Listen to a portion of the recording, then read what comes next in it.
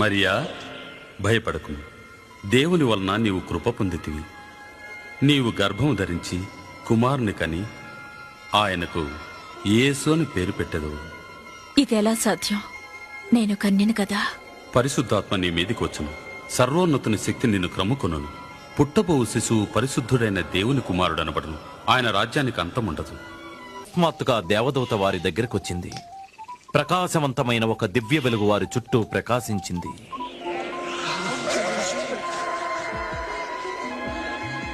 దావీదు పట్టణమందు నేడు రక్షకుడు మీ కొరకు పుట్టి ఉన్నాడు. ఈయనే ప్రభు అయిన క్రీస్తు. సర్వేశ్వరుండు నరరూపమెత్తి కన్యకు పుట్టి నేడు వేంచేసెన్. మానవ జన్మమెత్తిన శ్రీయేసు నీకు నమస్కరించి నీకు